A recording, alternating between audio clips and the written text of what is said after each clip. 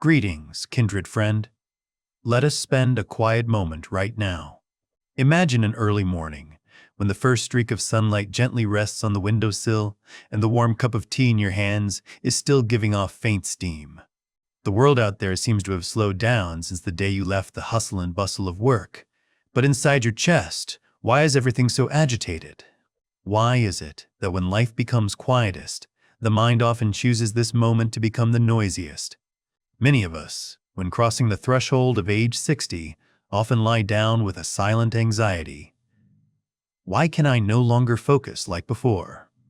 Why does the mist of anxiety and endless thoughts keep obscuring my inherent clarity? We fear that it is a sign of decline.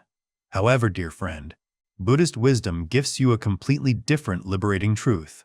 What if the mist in your mind right now is not a sign of decline, but is actually a sacred call? Old age does not take away your lucidity. It is only asking you to change to a new key, to open a deeper door of the soul where focus comes, not from effort, but from stillness. In tonight's journey, we will walk together through 6 lessons of awakening to clear the mist and rediscover the treasure of wisdom right in every morning breath. Stay with me until the end of the journey, so you may realize that the true radiance of human life, it turns out, only just begins when we know how to stop. Lesson 1. Shedding. Old Identities, the Art of Spiritual Molting. Dear friend, try to be quiet and observe. For how many years have you defined yourself by the labels the world bestowed? Perhaps you were a decisive director, an exemplary teacher, or a mother who always shouldered all the worries of the family. Those roles are like magnificent outfits, but also full of weight.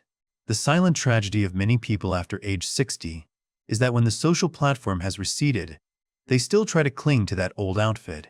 They lie down every night with a vague fear that, if I am no longer the one needed, if I no longer have that position, then who am I?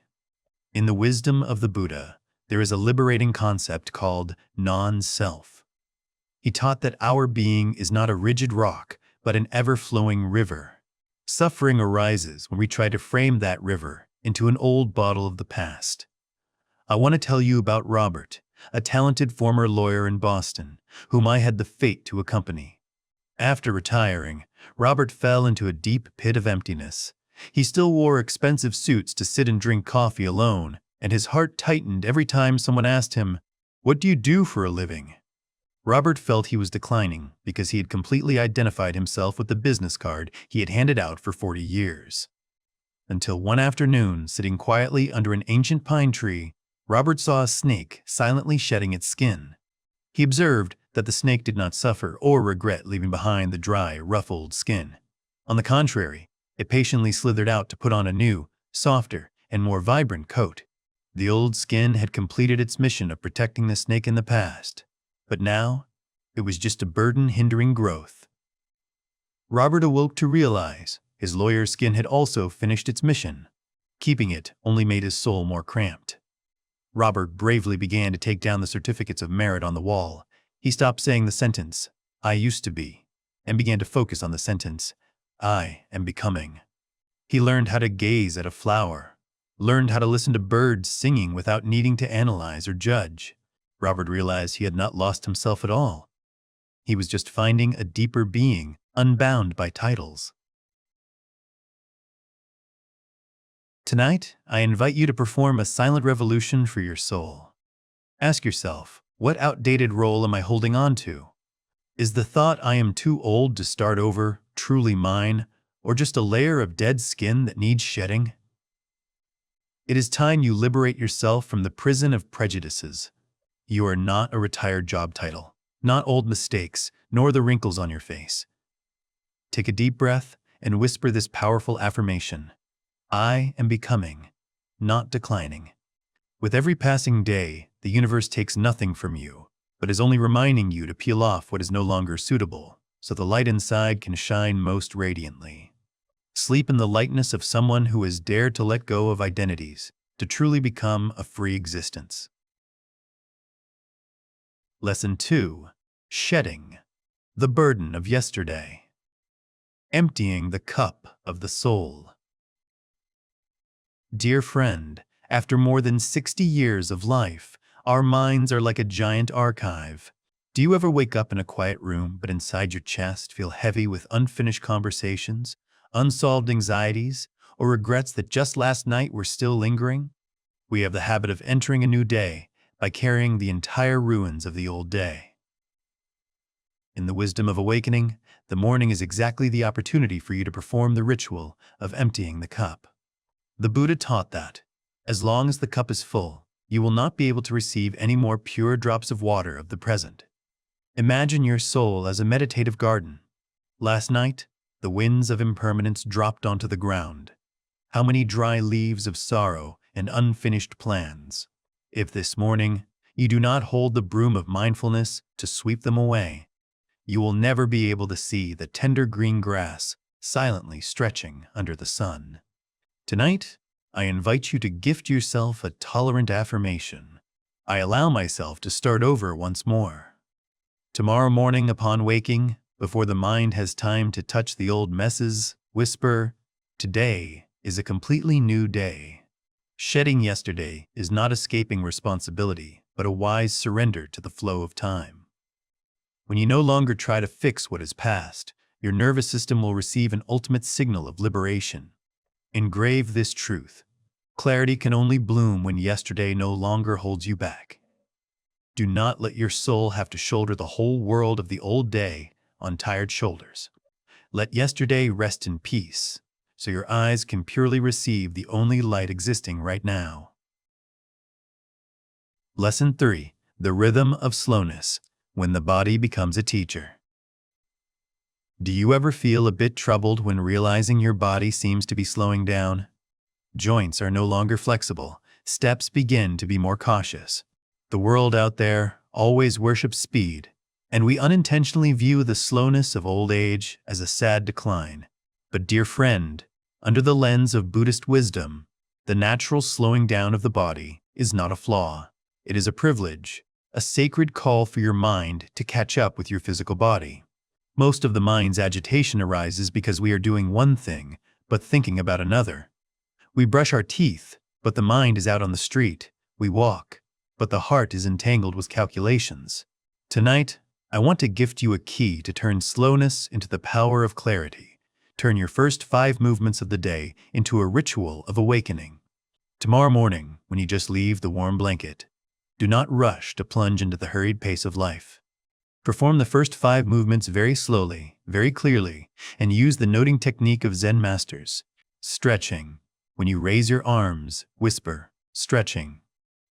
Feel every muscle fiber being elongated. Touching the ground. When your feet touch the floor, whisper, "Touching." Feel the coldness or the solidity of the ground. Sitting up. When lifting yourself from the bed, whisper, "Sitting up." Feel the gravity and the balance of the spine. Standing up. When standing straight, know that you are standing up. Walking.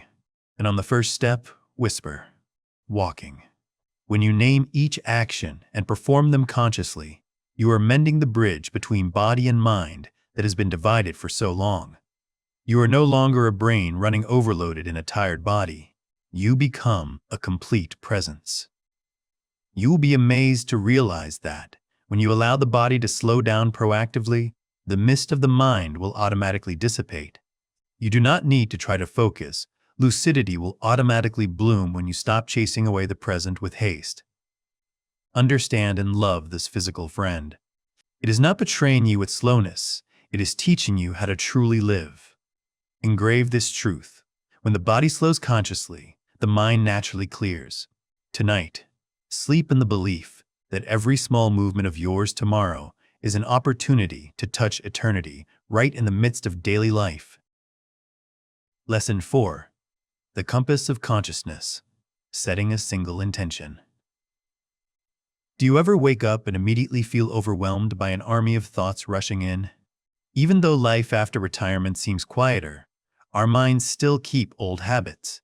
It automatically lists dozens of things to do, hundreds of worries about health, children, or concerns about a world changing too fast.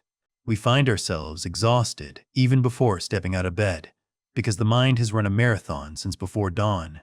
In ancient wisdom, The secret to ruling a chaotic kingdom is not suppressing everyone, but finding a single loyal general to lead. Your mind is the same. Tonight, I want to gift you a compass of the soul. Set only a single intention for each day. Dear friend, please distinguish clearly. An intention is not a goal. A goal is what you want to achieve, like finishing cleaning the storage room or going to the market to buy groceries. An intention is how you want to be. It does not put pressure on your shoulders. On the contrary, it is a gentle anchor, keeping you from being swept away by the current. Tomorrow morning, when the tea smoke begins to rise, quietly ask your heart a sacred question. Today, what does my soul truly need? Perhaps your intention is simply a single word: gentleness, or patience, or sometimes acceptance. Imagine that intention as the needle of a compass. Throughout the long day, when agitations come, like when a household appliance breaks or when a phone call upsets you, gently look at that compass. Whisper, "Today, my intention is gentleness." The very moment you touch that anchor, the mist of confusion will automatically part to both sides. You no longer have to struggle with thousands of thoughts, because you have only one direction to return to. Imagine your day unfolding like this. You walk out to the mailbox and see an unexpected bill. Instead of letting your mind fall into a spiral of anxiety, you remember your gentleness compass. You take a deep breath, are kind to your own feeling of worry, and move on. Do you see? A small but clear intention has turned a stressful situation into an opportunity to practice peace. Neuroscience calls this setting a filter for the brain. When you give the mind a single point of reliance, it will automatically filter out excess noise to conserve energy for you. Engrave this truth: one gentle intention can reorganize a chaotic mind. Tonight, allow yourself to rest in being free of affairs. You do not need to have a perfect plan for your whole life. Tomorrow morning, you only need a small compass in the pocket of your soul.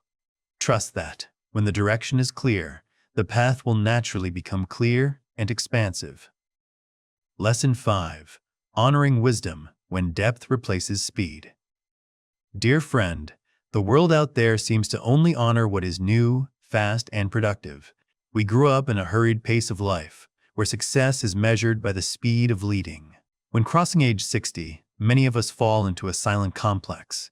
We see ourselves slowing down, seeing ourselves seemingly outdated before the stormy flow of technology and youth. But do you realize?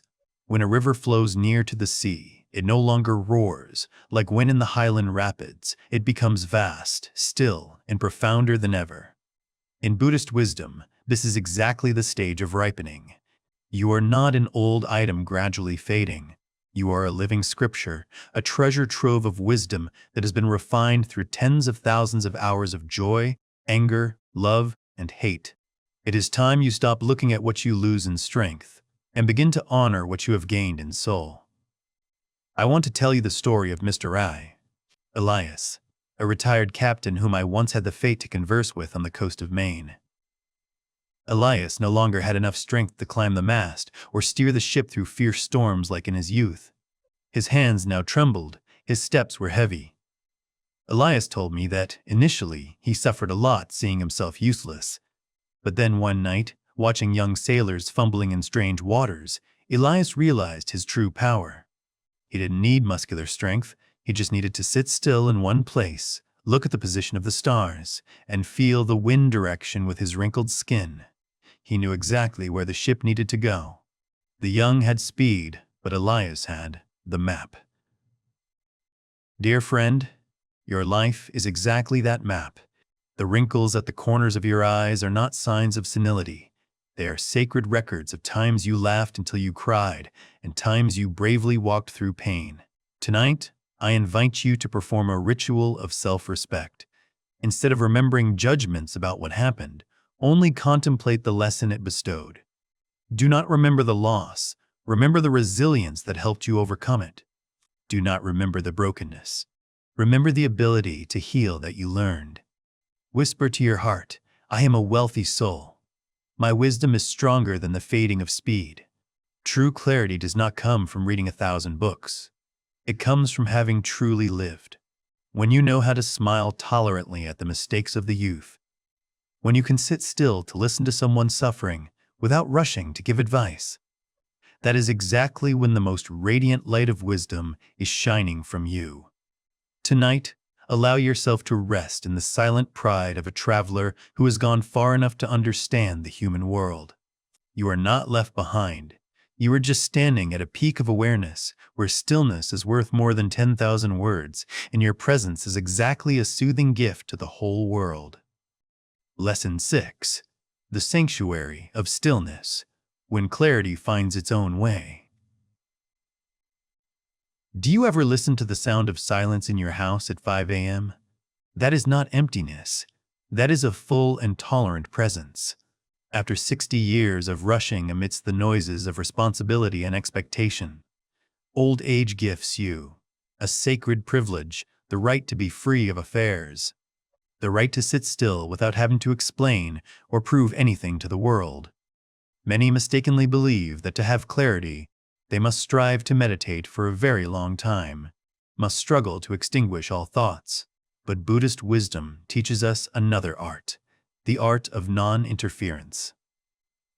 Imagine your mind right now like a bowl of muddy water. If you use your hands to stir it, hoping to make the water clear again, you will only make the mud cloudier. The more you strive to clean with action, the worse the result. But if you simply set that bowl of water down and leave it still in one place on a wooden table, what will happen? The mud will automatically settle to the bottom, according to a natural law of the universe. The murky particles that once obscured your vision will find their place. And then, completely naturally, the water surface will become crystal clear, reflecting the deep blue sky. Dear friend, the mist we mentioned at the beginning of this journey is exactly the same. Clarity is not something you have to search for or create with tension. Clarity is your primal nature. It is always there, just waiting for you to set the bowl of water down to be revealed. Tonight, I invite you to perform a master shift from doing to being. Tomorrow morning, you do not need to perform an austere meditation session. Just sit still by the window, lift a cup of tea in your hands, and whisper a powerful confirming sentence. I am here. Do not try to chase away thoughts. Do not try to seek a feeling of serenity. Just be present. Let the early morning stillness wrap around you like a warm cocoon. In that non-judgmental space, you will see every fragment of anxiety automatically rearrange, all tangles automatically disintegrate. You will realize an ultimate liberating truth. Stillness is not emptiness. It is clarity waiting to settle. Unlike youth, which must always rush out to do and finish everything, your old age is the time to be fully yourself. When you know how to embrace stillness, the surrounding world will stop hurting you. You become a steady lighthouse amidst the ocean. You do not need to run anywhere. Your light will naturally illuminate everyone around you with your own wise silence. My kindred friend, our journey through 6 lessons of early morning awakening has gradually closed here. From the breath of gratitude, letting go of the old day, to the slow rhythm of the physical body, the compass of intention, honoring wisdom, and finally surrendering to stillness. Remember that clarity is not a distant destination. It is a climate you can create for yourself right in every dawn breath. Old age does not make you lose clarity. It is purifying you so you may shine in the purest way. If this video has helped the mist in your heart lessen a bit, please help me spread this good energy with a like button and subscribe to the channel. That is how we together light the lamps of awakening in a world full of agitation. Before sinking into the dream of rebirth tonight, let this affirmation soothe your nervous system. I cherish the stillness within me. Share this in the comments section as a silent commitment to your soul. Wishing you a long night of peace, complete letting go, and a morning waking up in the radiant light of wisdom. Goodbye, and see you again in the next journeys of awakening.